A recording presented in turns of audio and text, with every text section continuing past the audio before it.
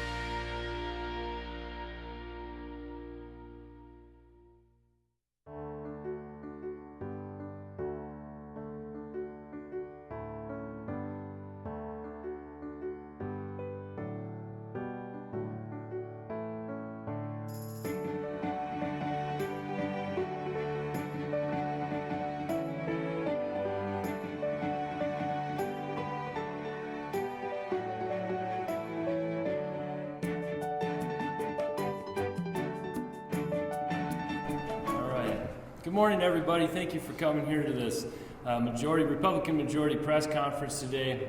We got a lot of issues coming up here in the 69th legislative session, but top of mind here for the Republican majority is judicial reform. We've seen a lot. Well, first off, we can start with the judicial branch.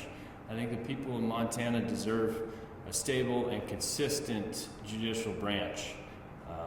They need to protect our constitutional rights, but also provide that stability, especially for the business economy here in Montana. It's pretty obvious that we are here to legislate. We're the legislative branch. That's obvious to us, and it's obvious to Montanans, but not quite so obvious to our judicial branch, who has been legislating. We've seen before in the past that the Montana Supreme Court level, they destroyed public records for years with their emails. We've seen our Montana Supreme Court get involved with legislative internal operating rules there in the Forward Montana case. We've seen the Montana Supreme Court invent a new and completely unenforceable policy in the Held decision. That Held decision, that was a legislative hearing that happened in a district court where the judge acted as the legislative, as the House, as the Senate, and as the governor. That should not happen here in the state of Montana.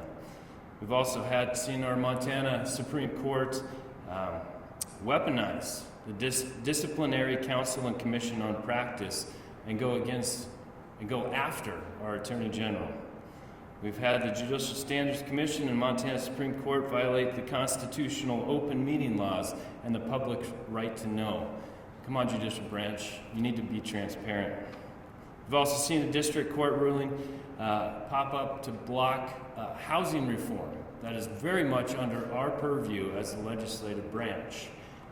The Supreme Court took it upon themselves to meddle in legislation. This is just a short list. There's more here. Are you bored yet? Because I'm going to turn it over to the speaker and we can keep going. Thank you, Mr. President.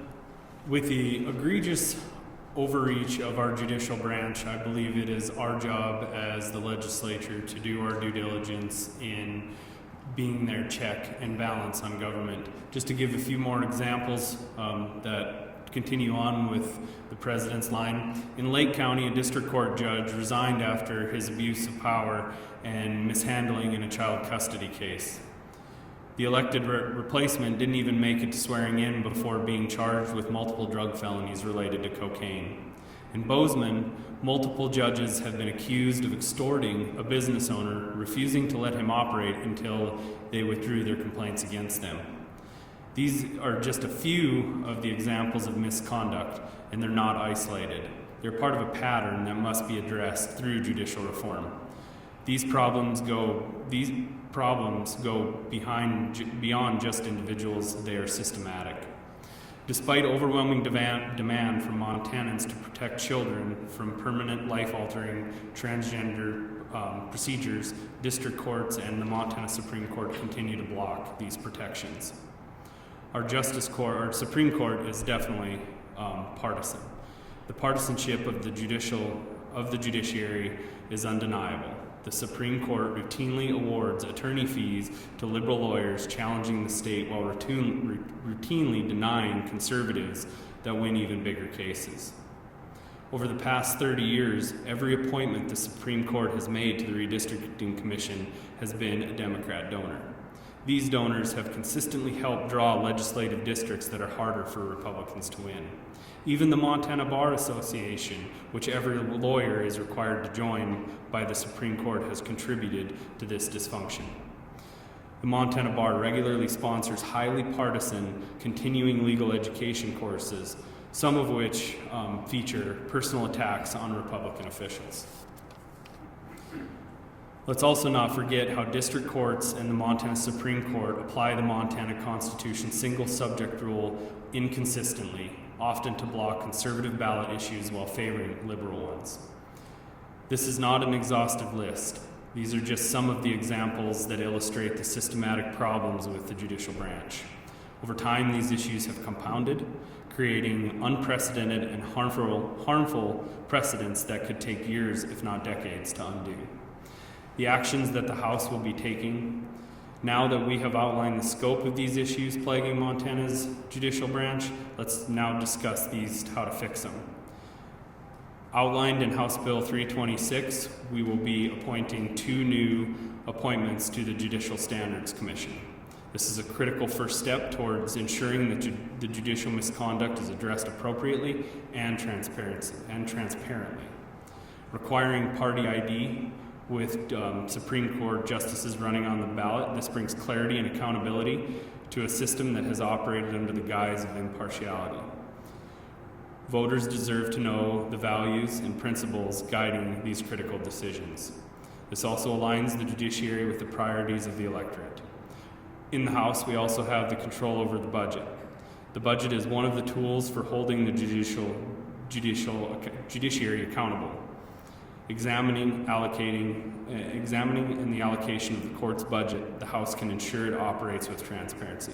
I'll now turn it over to Representative Deming.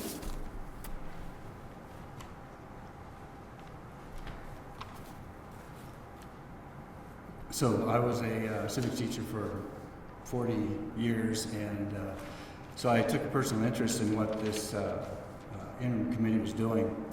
And I used to tell my students, everybody in the room knows that we have 3 branches of government, and they have to check and balance each other. And so this is what the check and balance system looks like, where the legislature gets a chance to say, okay, you've gone too far. And so some of the bills that I'll be sponsoring in the upcoming session will be House Bill 30, which establishes a reasonable, beyond a reasonable doubt standard.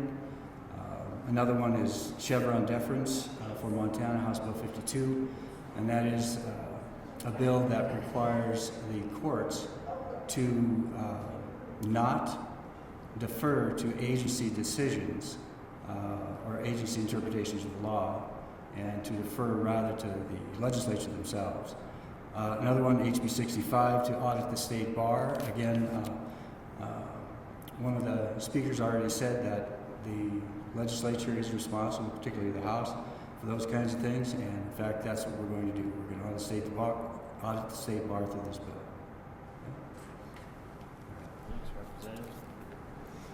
This last interim, we had the Senate Select Committee on Judicial Oversight and Reform. They put a ton of work into the details of judicial reform, and we'll turn it over now to the Majority Leader, Tom McGilvery, to go over a few of the details, a few of the pieces of legislation that will be coming out of the Senate this go-around from that committee. Majority Leader. Thank you, Mr. President. As you all know, the Senate Select Committee on Judicial Oversight and Reform addressed for about 6 months, maybe longer, some of the issues we're concerned about regarding the courts that's already been articulated. And I'm just going to highlight a couple of our high priority bills that we'll be looking at that I think will be beneficial to the courts as well as the people of the state of Montana. Number one is Senate Bill 45. I'll be carrying that bill. That sets up a Judicial Performance Evaluation Committee, JPEC for short. Essentially what this does is create a process to evaluate judges. Every legislator gets ranked, watched, evaluated by multiple organizations and scorecards. What we find as legislators when we're running for election and just before election, we have multiple people calling us saying, I don't know anything about this judge, I don't know anything about how they work, how they rule, and it's a complete enigma to people about judges and how they should vote. So the Judicial Performance Evaluation Commission will essentially set up an independent commission that'll give a midterm evaluation on a judge that is primarily for that judge's benefit. How are they performing in court? What's their judicial temperament? Are they following the law? Are they showing fidelity to the Constitution? And those types of criteria. So this midterm report will be just for that judge's benefit to help them improve. And then there'll be a pre-election evaluation that will be sent out to that judge 45 days before the election. And ultimately, that will help the judge see how they've scored on objective measures regarding their performance. And then ultimately, that performance evaluation will go to voters. So just like you receive a voter information pamphlet that looks at ballot initiatives, you'll receive that same pamphlet that'll review the judges that are running for election in your particular district and area. So you have good information about judges. Now, I would submit that most of those judges will perform well, but there's also going to be judges that are not performing well that need to be evaluated, and there needs to be transparency. Senator Emmerich will carry a bill, Senate Bill 42, that is just going to look at creating partisan elections. If judges are going to be partisan, then there should be some transparency about where they lean. And this will simply give voters information about the leaning of a judge, whether they lean Republican or Democrat. I'll carry another bill creating a specialty court, a court of chancery. That's basically a business court that'll look at constitutional claims, the illegality of legislative acts. It'll look at permit issues like air and land permits, and then it will look at business issues. We want courts that are, and judges that are well qualified, highly qualified in the business areas. As you know, business cases are the last thing on the docket for a judge. They have to deal with dependency and neglect, involuntary commitments, and criminal cases before they can even look at a business case. So this will provide judges appointed by the governor. The Constitution gives the legislature the authority to set up courts that can be appointed where the judges are appointed by governor. So the whole goal of this course is to expedite business cases and bring them up to the surface and provide high quality judges where they're predictable, they're ruling by the rule of law consistently and accurately, and attract also businesses to the state of Montana. Senator Usher will also carry a bill, Senate Bill 14, that will audit the Office of Disciplinary Counsel. And then Representative Day will carry a bill that I think is very important, House Bill 35, that allocates the Judicial Standards Commission to the Department of Justice. It just is illogical to have a Judicial Standards Commission that looks at judges and complaints over judges to be overseen by judges. That's like the fox guarding the hen house. So putting the JSC with the DOJ will allow them to develop their own rules. The Supreme Court won't be developing the rules for JSC any longer, and it just obviously makes logical sense to have the courts being evaluated by a department that's not under the courts. So that's some of the highlight bills that we'll be carrying in this legislative session. Thank you. Thank you, Majority Leader. We'll open up to any questions. I know we were pretty comprehensive there, but if anybody does have any questions, certainly Seymour. I think 27 bills had come out of that select committee. I'm just wondering, does the majority kind of endorse all 27 of those, or are we talking about kind of the high priority ones that came out today? I mean, obviously it's a process, and everybody gets their own vote. I can say from the Senate side, anyways. I'll let the House talk for them, but the Senate side, there is pretty strong sentiment that it needs to happen. The details obviously are negotiable, but we're pretty jealous for the legislative branch's prerogatives, and that has been overstepped by the judiciary, and we're looking forward to getting back to state government as founded. What kind of conversations have you had with the executive about his support regarding these proposals? We've had multiple conversations with the executive. I think the executive sees once again the three branches of government and how it's supposed to operate, and realizes that the judiciary in areas is way overstepped, and it is supportive of efficient state government in three branches.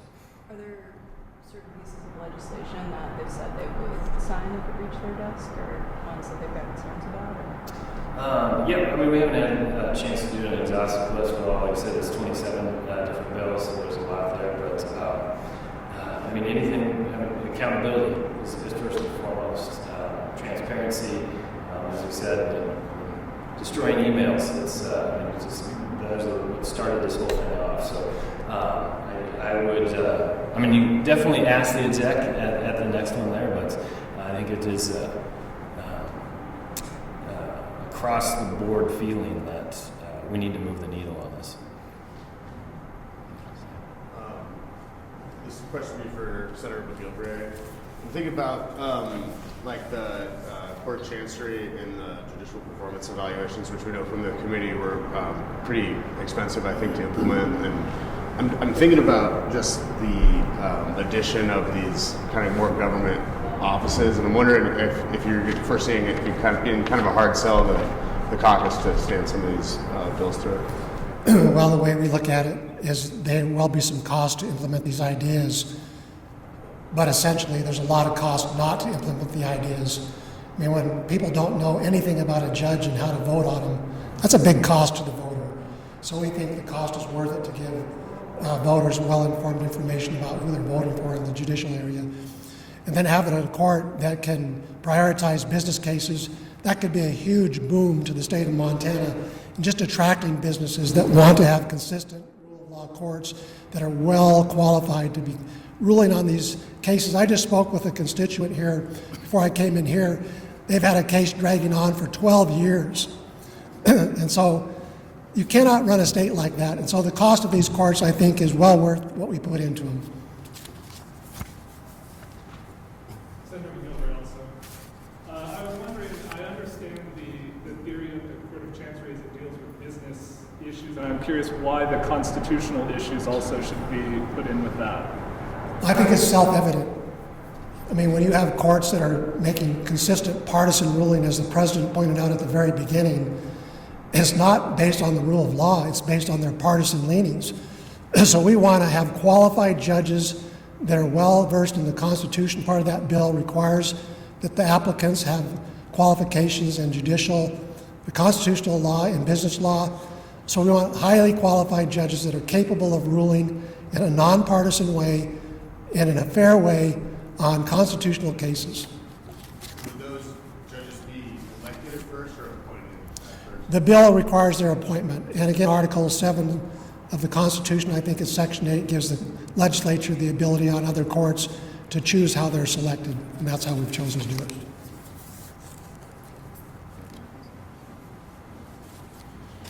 Any other further questions, Jonathan?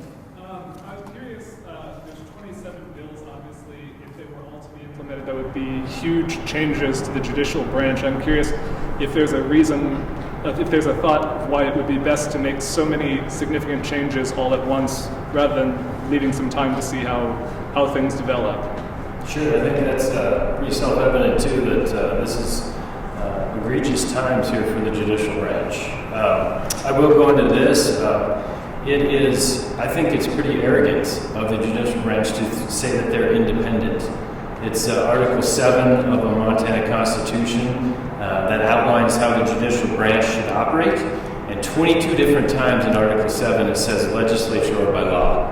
That's our job as the legislative branch. We are 3 branches of government with checks and balances. Nobody's independent of anybody. So that attitude that has been in the judicial branch needs to change, and I sure hope that all 27 bills do get across the line and that it's a win for the people of Montana. This is not, I know this is brought out of a war between the legislature or the judicial branch, and it's not. We are just standing up for the people of Montana and the state government as founded. I'm wondering, I don't know if any of you know verse, but if not, I think you all just went through elections, and you just referenced, that this has been framed, whether you agree with it or not, like as a war between the judiciary and the legislature. As you were campaigning, were you hearing from people on the doors about the judiciary? Like, is this something that the average voter is clocking? I'm wondering what you're hearing from people as you guys were out, knocking Sure. doors, talking to people about the judiciary. And you bet. That's a great question, Holly. I had a primary as well as a general, so yeah, I hit a lot of doors, and you did hear that of. I think Montana voters are very well aware of legislation that is coming out of the judicial branch. And I think that's only going to grow as that education happens. That's why, like, one of the bills, just having the judicial dashboard of how are these judges, how fast are they doing? I mean, even very just mathematical equations of judging a judge, of how well are they doing on the job. The more that gets out, I mean, it's already out, and the more that gets out, you're going to see the Montana public, I think, clamoring for this. I mean, we see that with the health decision. I don't think the Montana public realizes how much that's going to cost them. And once that does get out, it's going to be even more than it is now. Or did anybody else, Trey? Yeah, most recently after the election with the health decision in the last couple of weeks, I've had multiple calls, being from natural resource country, from many mid to large size oil companies saying, how is this going to affect us in the state of Montana? Are we going to be able to do business in the state of Montana? What's the future look like in the state of Montana? And Montana being so rich with natural resources, how are we going to be able to... This decision could potentially push more on residential property taxes, the less we can take from our natural resource development. So it's huge, and voters, constituents, residents of Montana, we do hear this on the doors.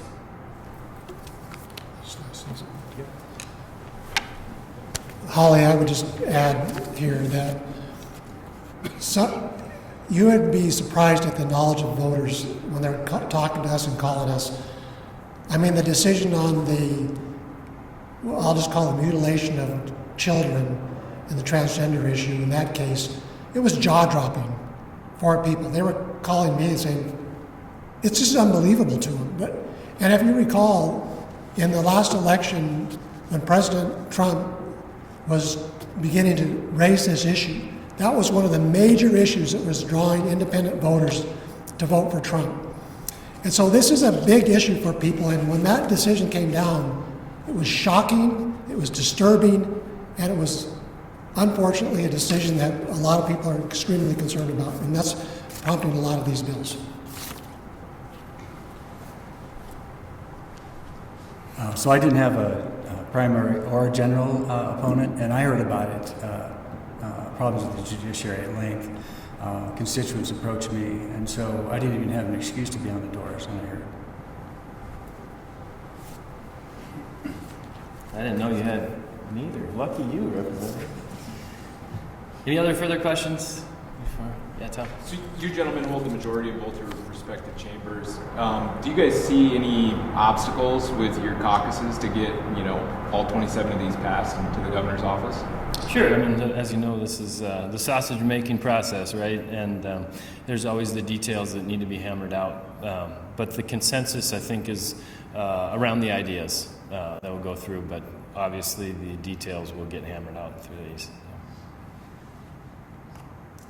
Any other further questions?